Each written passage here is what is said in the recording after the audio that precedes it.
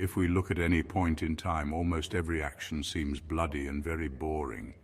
However, the most disgusting and horrifying parts of battle are not on the battlefield itself. They are the aspects about which no one even knows what happens to the prisoners. That secret remains hidden, but when any secret emerges, people are shocked. It's not just some countries that engage in these actions, every country does, although the specifics and timing may differ. One such secret involves the Russian sleep experiment. Who doesn't like sleep? There's no one among us who can stay awake for long. But when there is war going on around you, all your sleep disappears.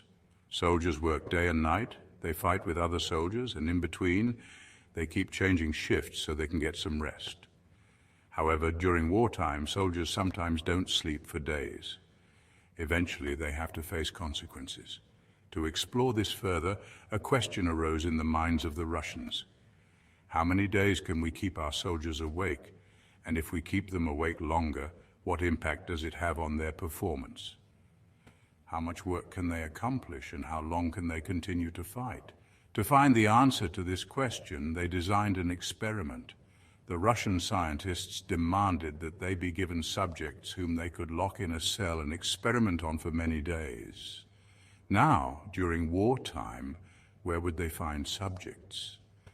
They decided to use prisoners from other countries who were already detained.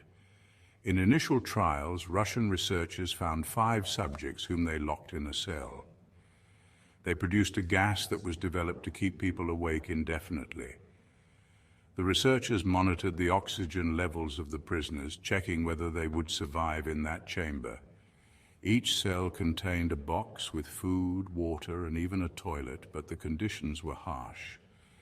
The subjects were promised their basic needs, yet they were deprived of adequate care.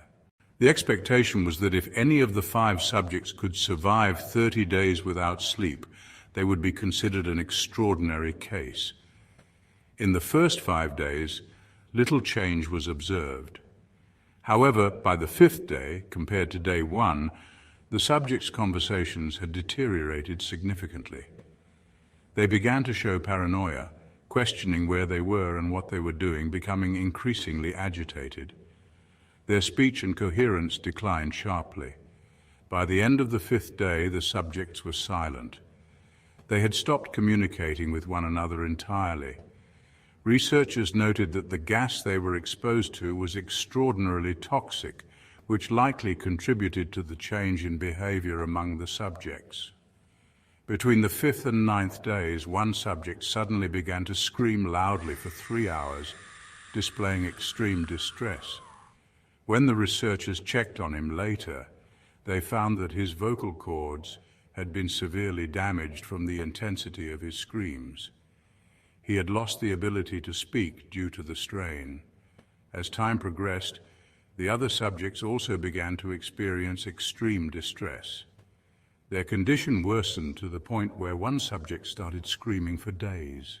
Researchers monitored the microphones and repeatedly checked the oxygen levels, confirming that all 5 subjects remained alive despite their deteriorating conditions. On the day the researchers decided to end the experiment, they opened the chamber to find that the subjects were alive but unresponsive. They were barely able to communicate. When given fresh air, the subjects began pleading to remain inside, insisting they would die if removed. 4 out of the 5 subjects had experienced severe psychological trauma, and it was evident that their physical health had declined drastically. Upon examination, they discovered that the subjects had resorted to cannibalism, eating their own flesh. They had been surviving on their own bodies for sustenance. The gas had drained them of energy and sanity, leaving them in a state of desperation. One subject required surgery due to the extensive damage done to his body. Despite the doctor's attempts to stabilize him, the subject remained unconscious for a long time. Even after extensive medical intervention, the subject's body continued to rebel against the treatment. In the end, the experiment revealed horrifying truths about human endurance and the lengths to which one might go under extreme conditions. The psychological impact was just as severe as the physical trauma.